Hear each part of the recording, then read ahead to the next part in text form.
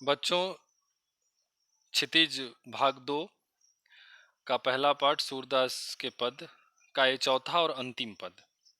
प्रसंग वही है, उद्धव जी के ज्ञान और योग और निर्गुण निराकार ब्रह्म के संदेश के विरुद्ध गोपियां अपने सगुण साकार ब्रह्म और प्रेम मार्ग की बात कह रही हैं, तर्क के साथ अपनी बात रख रही हैं। और प्रस्तुत पद में गोपियां भगवान श्री कृष्ण जिन्होंने उद्धव जी के माध्यम से ये संदेश भेजा है, उनको उलाहना दे रही हैं, अपने दुख को, अपनी पीड़ा को, अपनी व्यथा को व्यक्त कर रही हैं। इसमें आइए हम पहले पद का पाठ करते हैं। हरि हैं राजनीति पढ़ाए, समझी बात कहत मधुकर के, समाचार सब पाए। इक अति चतुर हुते पहले ही, अब गुरु ग्रंथ पढ़ाए। बड़ी बुद्धि जानी जो उनकी, जोग संदेश पठाए। उद्धव भले लोग आगे के, परहित डोलत धाये। अब अपने मन फेर पाई हैं, चलत जुहुते चुराए। ते क्यों अनीत करे आपुंजे, और अनीति छुड़ाए। राज धर्म तो यह सूर, जो प्रजा न जाहि सताए।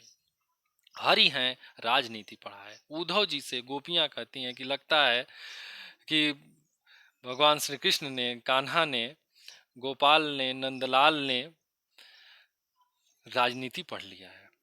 देखिए, प्रेम और राजनीति ये दोनों परस्पर विरोधी बातें हैं।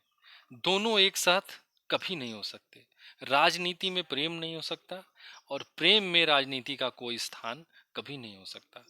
यानी अगर कोई राजनीति की बात करने लगे, लाभ हानि की बात करने लगे, यानी वो प्रेम नहीं करता है। स्वार्थ की बात करने लगे तो प्रेम नहीं करता है। अगर वो अपने को बड़ा आपको छोटा, अपने को ऊंचा आपको नीचा, अपने को अमीर आपको गरीब, अपने को सुंदर आपको असुंदर, अगर ऐसा भाव किसी के मन में आया, जहां थोड़ा भी ऊंचा नीचा का भाव आया, वहां प्रेम नहीं हो सकता।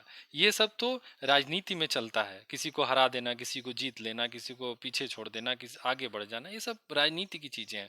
तो यहाँ पे उन्होंने योग का संदेश जो भेजा है, तो गोपियां कहती हैं कि लगता है कि वो प्रेम भूल गए, अब तो राजनीति की बात कर रहे हैं, वो अब राजनीति पढ़ लिए हैं। कहें समझी बात कहत मधुकर के समाचार, उनकी बात हम लोग समझ गए हैं। वो बैठे बैठे वहीं पे सारा समाचार हमारा पा लेना चाहते हैं। आगे कहती हैं गोपियां, एक अति चतुर होते पहले ही, अब गुरु ग्रंथ पढ़ाए। कहे एक तो वो पहले से ही बहुत चतुर चालाक है, अब तो उन्होंने राजनीति का गुरु ग्रंथ पढ़ लिया है, इसलिए अब उनकी चालाकी होशियारी और बढ़ गई है। कि बड़ी बुद्धि जानी जो, अब उनकी बड़ी बुद्धि का अंदाजा कैसे पता चला। जोग संदेश, अगर उनकी बुद्धि इतनी नहीं बढ़ी होती तो हम लोगों को योग का संदेश, निर्गुण निराकार ब्रह्म का संदेश वो नहीं भेजते। यहाँ पे तो प्रेम का संदेश भेजना था, और वो संदेश दूसरे से न भेज के स्वयं आना था, स्वयं लेके वो संदेश आना था। उद्धव भले लोग आगे ते परहित डोलत धाये। गोपियां उद्धव जी को संबोधित करते हुए कहती हैं कि उद्धव जी, पहले के लोग बड़े अच्छे थे। उद्धव भले लोग आगे के, आगे यानी पहले के लोग बड़े अच्छे थे, परहित डोलत, दूसरे की भलाई के लिए डोलत यानी दौड़ते हुए आ जाते थे। अपना छोड़िए, दूसरे की भलाई के लिए दौड़ते हुए चले आते थे।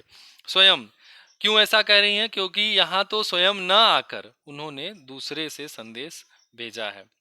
त्यों क्यों अनीति, अच्छा आगे, अब अपने मन फेर पाई हैं, चलत जुहुते चुराए। कहें कि चलिए इससे एक लाभ तो हुआ कि हम अपना मन पुनः वापस, अब अपना मन, अब हम अपना मन फिर यानी पुनः पाई हैं, अपना हम मन पुनः पा जाएंगे।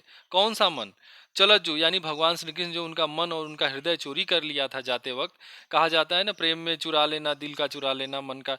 तो कह रहे जो जाते वक्त उन्होंने हमारा मन और हृदय चुरा लिया था, अब इससे ये स्पष्ट है कि जब हमसे प्रेम नहीं करते तो हमको हमारा मन और हृदय वापस मिल जाएगा, जो चलत जू यानी चाहते वक्त जो उन्होंने चुरा लिया था।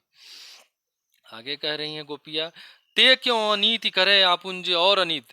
अब देखिए यहाँ पे बड़ी बात गोपियां कह रही हैं कि ते क्यों अनीति करे आपुन। कहे वो क्यों अनीति कर रहा है जी, और अनीत, जिसके ऊपर सबको अनीति से छुड़ाने की जिम्मेदारी है। यानी जो राजा है, जो सर्वे सर्वा है, जो सब भला और अच्छा बुरा जान रहा है, जो सबको अनीति से, हम मतलब हमेशा कंस के अत्याचार से जिस प्रकार से प्रजा को मुक्त किए भगवान श्री कृष्ण, उनको अनीति से छुड़ाए। कह रहे हैं कि वो क्यों अनीति कर रहा है, मतलब जिससे अनीति से बचाने को उम्मीद थी, वही हमको अनीति हमारे ऊपर कर रहा है। राजधर्म तो यही सूर जो प्रजा। और अंत में सूरदास जी गोपियों के माध्यम से स्पष्ट रूप से कहते हैं कि राजधर्म क्या है, जो प्रजा न जाहि सताए। राजा का सबसे बड़ा धर्म होता है कि वो किसी भी प्रकार से प्रजा को सुखी रखे। जो राजा अपने प्रजा को दुखी रहे, वो यानी उसके पास राजधर्म उसका खत्म हो गया। राजा का धर्म यही है। तो गोपियां राजधर्म की बात क्यों याद दिलाती हैं? क्योंकि भगवान श्री कृष्ण अब राजा हैं और उनकी ये प्रजा है, तो जिस प्रकार से प्रजा के हर एक हित का ख्याल रखना राजा का कर्तव्य है, तो यहाँ भी ये प्रजा है और इनके प्रेम की मर्यादा की रक्षा करने का उत्तरदायित्व भी भगवान श्री कृष्ण के पास है। और ये क्या कर रहे हैं? उस उत्तरदायित्व का पालन नहीं कर रहे हैं, अपितु बल्कि उन्हें सता रहे हैं। प्यारे बच्चों, इस तरीके से हम सूरदास जी के पद से चारों पद यहाँ पे हम लोग पढ़ लिए हैं। आप देख सकते हैं, एक एक पद आप देखिए।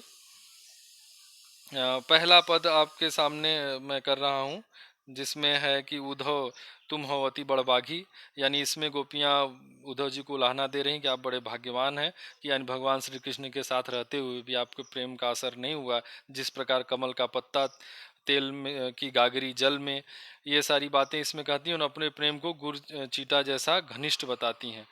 दूसरे पद में कहती हैं कि हमारी मन की बातें तो मन में ही रह गई, उनके आने की उम्मीद में हम लोगों ने इतने समय तक कष्ट उठाया, लेकिन वो आने को छोड़ के हम लोगों के लिए योग संदेश भेज दिए। तीसरे पद का इसमें बड़ा सरल अर्थ है कि वो अपने अनन्य प्रेम को हारिल पक्षी और लकड़ी के उदाहरण के माध्यम से कह रही हैं और योग संदेश का उलाहना दे रही हैं कि ऐसी बीमारी हमने पहले कभी नहीं सुनी है, इनको उन्हीं को सौंपिए जिसका मन भटक रहा है। और अंतिम पद जिसकी व्याख्या हमने बताई कि उन्होंने भगवान श्री कृष्ण को उलाहना दे रही कि वो प्रेम में राजनीति की बात करने लगे। इस प्रकार से बच्चों सूरदास जी के पद पाठ का चारों पद समाप्त हो गया है और जो इससे संबंधित प्रश्न उत्तर है आप उसको करेंगे और जो असुविधा होगी आप हमसे पूछेंगे। धन्यवाद।